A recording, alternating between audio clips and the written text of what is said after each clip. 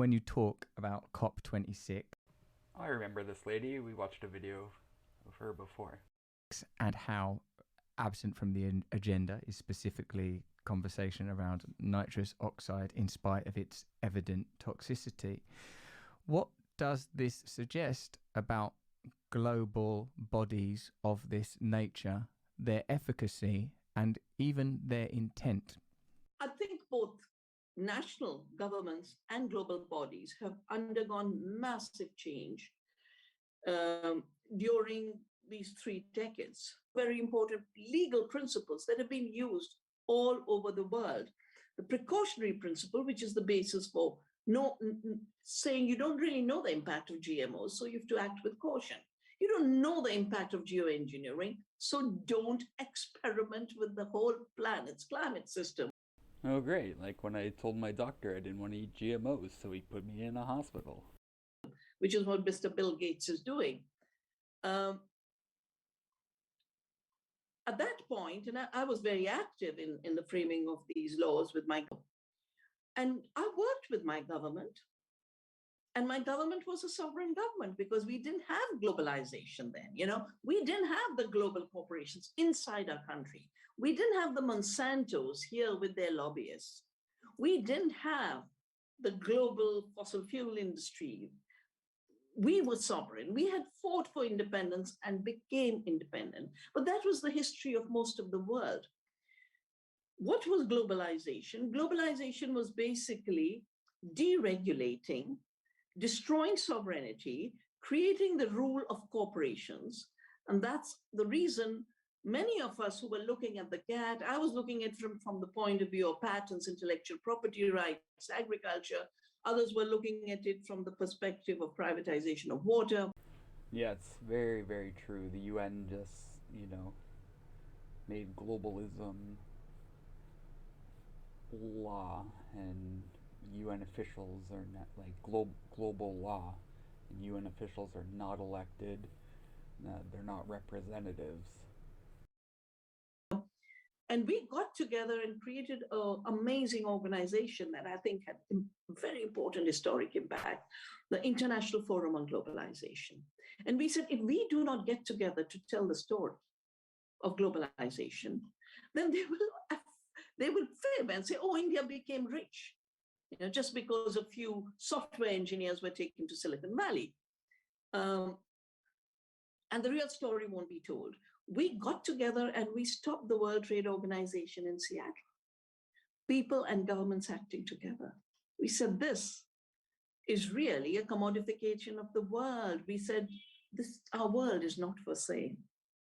And we stopped WTO.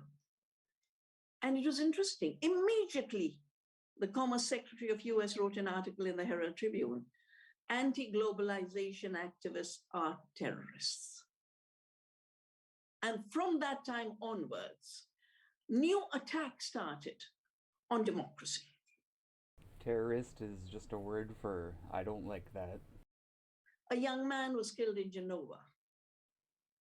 And these are histories that we need to remember, that there has been a shift in the role of governments, which were of the people, by the people, for the people, with their corruption. I'm not saying they were pure, corrupt. But the corruption was limited because the power of money was limited. The mining money was very little compared to the money of the Monsantos. Now you have governments that are of the corporations, by the corporations, and for the corporations.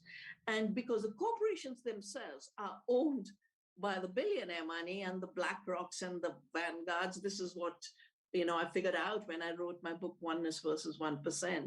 If you look, BlackRock owns pretty much everything. They are the primary shareholder in every major corporation.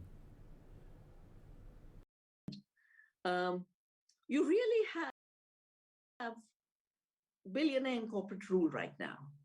And that's the case for national governments, but it is also the case for the United Nations. In this short period, the UN Food Summit was hijacked by Mr. Gates.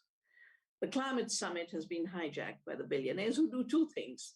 It's fascinating to watch because having been part of the process from the beginning, they Okay, she said they do two things. Let's see if one of those two things is ignoring or denying covert climate engineering. raise a lot. Yeah. So, for example, fossil fuels is coal and gas and oil, and all of them are causing harm. So they narrow it down to coal because gas and oil is in the rich countries. And here now they can beat the poor countries, you know? And from what I gather, actually on November the 10th, the US and China changed the phrasing and then told India, you say this. And now India's getting flogged for. Yep, let's change the definition so that we don't have to accept responsibility. Very common. For falling into the trap when everyone should have been saying, why aren't the other fossil fuels in there? Why aren't all the greenhouse gases in there? The three big ones are carbon dioxide, nitrous oxide, and methane, at a time where we should be thinking, what is the right way to live on this planet? What are the right actions that we must undertake? Net zero is continue the rubbish, continue the pollution, continue the money making. And so the question you asked, I think we have come to a point where delegated democracy is not working anymore. Direct democracy, participatory democracy is the only way we can bring change. Yes, Vandana. That's Vandana Shiva. If you want to see the rest of that conversation, or listen to it at least, sign up to my podcast, Under the Skin, available on Luminary. But more importantly than that right now, comment below. Tell me what you think about Vandana Shiva's views.